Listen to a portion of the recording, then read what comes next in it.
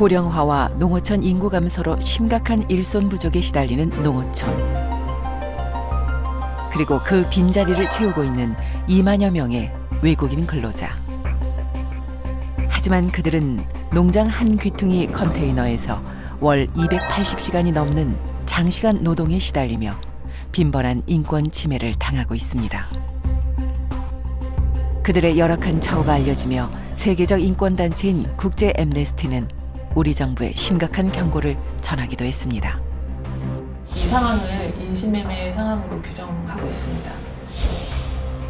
열악한 노동 환경에서 고통받는 농어촌 외국인 근로자. 그들은 왜 이런 환경에서 일할 수밖에 없는 걸까요? 농어촌 외국인 근로자와 함께 더불어 살아갈 수 있는 방법은 없는 걸까요?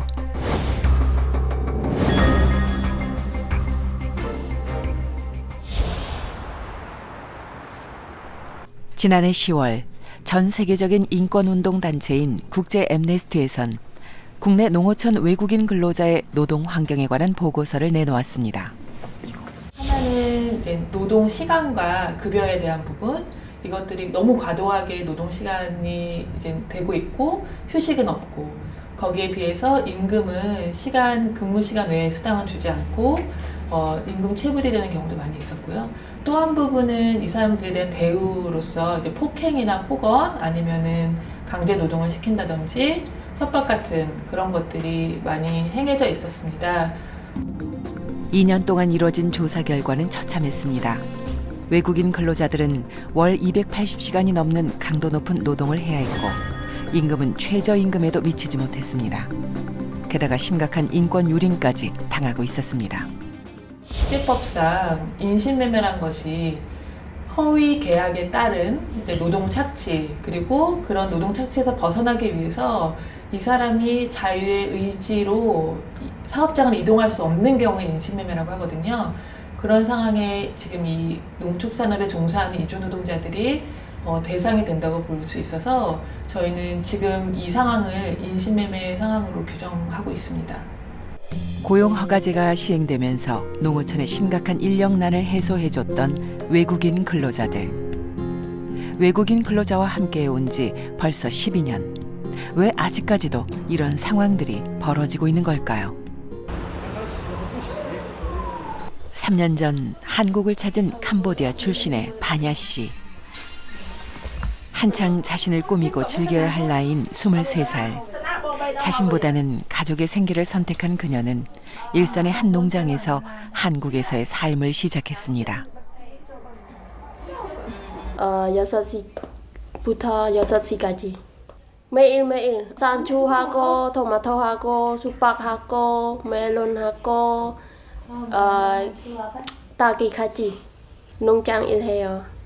내가 월급 지금 115만 원. 하루 12시간 농장 일에 매달렸지만 그녀의 월급은 최저임금에도 미치지 못했습니다. 과연 이유는 무엇일까요?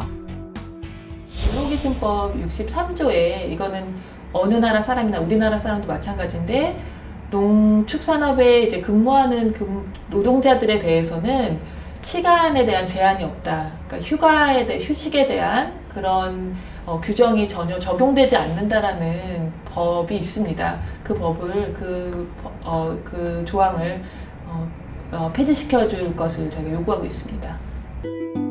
근로기준법 63조에 의하면 농업, 축산업과 어업 등 날씨의 영향을 받고 농번기와 농한기 등 계절적 특수성을 지닌 산업은 근로기준법상 근로시간의 규정을 따르지 않아도 됩니다.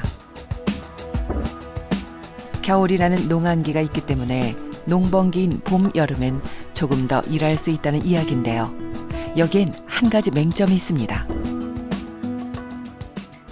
시간을 장시간 해도 그게 법 위반이 아니라고 하는데 거기에서 오해가 되는 지점이 그래서 길게 일은 시켰어도 일한 시간만큼의 돈은 줘야 되거든요. 근데 이제 대부분의 사람들이 일은 길게 시키지만 돈은 제대로 주지 않고 있어요.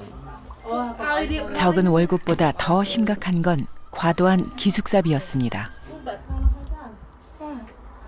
캄보디아 여기 들어와요. 92만 원. 비닐 허스 컨텐 밑에 문 안 쳐 사람 가다 왔다니까 안 쳐. 사장님한테 괜찮아요, 괜찮아요. 내가 생각 안 쳐. 사장님한테 괜찮아요, 괜찮아요. 내가 몰라요. 잠금 장치도 없는 컨테이너였지만 그녀가 기숙사비로 낸 금액은 23만 원.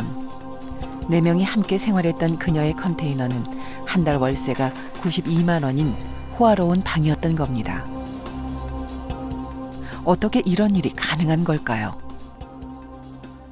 외국법상 외국인 근로자를 고용한 사업주가 기숙사 등을 제공할 의무가 규정되어 있지 않습니다.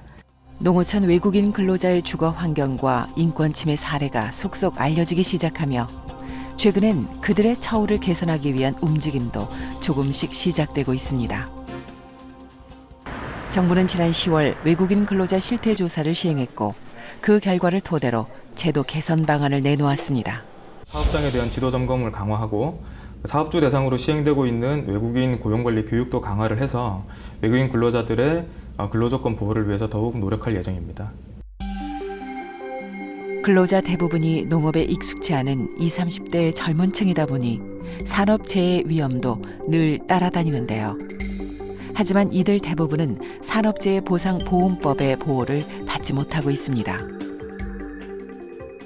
상시적인 근로자 수가 5인 이상인 경우에만 외국인 근로자인 경우에도 한재보험 혜택을 받을 수가 있기 때문에 이런 영세 축산농가나 이런 경우에는 상시 근로자 수가 5인 미만에 해당되는 경우가 많기 때문에 외국인 근로자가 업무 중에 재해를 당한다 할지라도 산재보험 혜택을 받을 수 없는 경우가 많을 것으로 예상이 됩니다.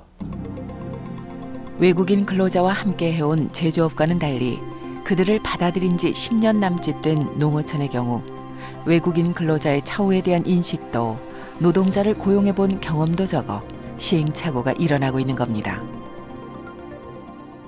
실제적으로 이 고용주들의 어떤 인식이 그 경험이나 이런 것들이 그 근로자로서의 어떤 그 관리하는 인식이 좀 부족하다 보니까 거기에 따른 약간의 이제 그 부당노동 행위가 일어날 가능성이 상대적으로 큰 문제라든가 농축산업 분야에서의 어떤 인권 침해에 대한 그 목소리도 높고요.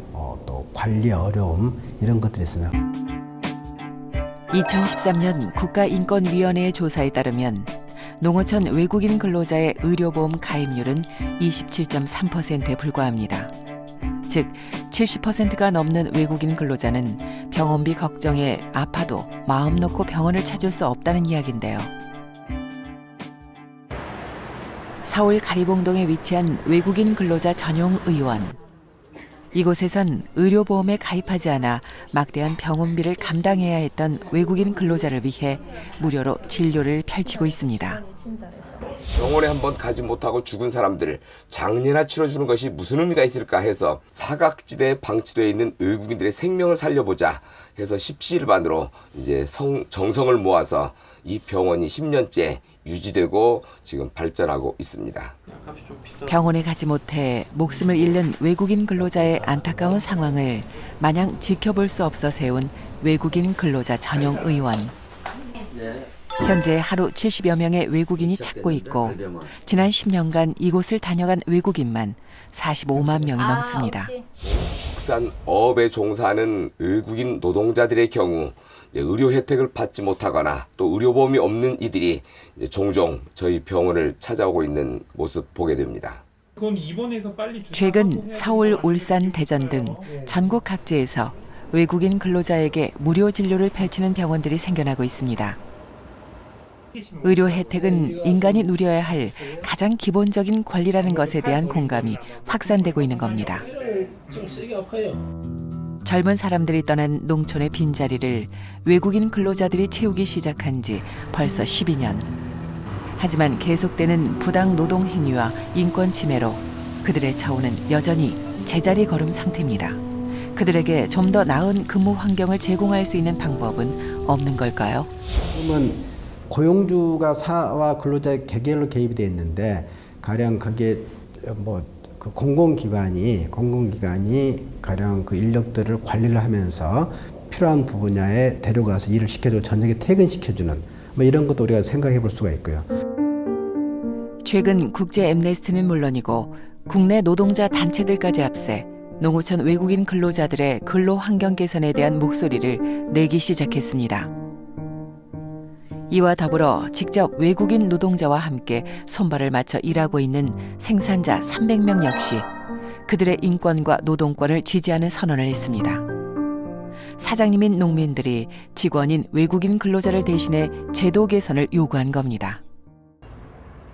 정부 역시 심각성을 인지하고 제도 개선에 나섰습니다. 축산업의 경우 별도의 근로계약서 및 가이드라인을 마련할 예정입니다. 지역 사정에 밝고 외국인 근로자와 접촉이 잦은 NGO 단체라든지 농협, 수협 등 업종별 유관 기관들이 있거든요. 그 기관들과 협업을 통해서 외국인 근로자의 고충 상담 기능을 강화할 예정이고요. 장밋빛 미래를 꿈꾸며 한국을 찾은 농어촌 외국인 근로자들이 월 280시간이 넘는 장시간 노동에 폭언과 폭행 등 인격적 무시는 물론 주거, 의료 등 기본권마저 보장받지 못한 채 고통받고 있습니다. 그리고 그들의 땀과 눈물로 기른 먹거리들이 우리 밥상에 올라오고 있습니다. 농촌 인구 감소와 고령화로 외국인 근로자에 대한 의존도는 점점 높아지고 있습니다. 그들의 노동 환경을 개선하고 소중한 이웃으로 대하는 것이 한국 농업을 지키는 일일지도 모릅니다.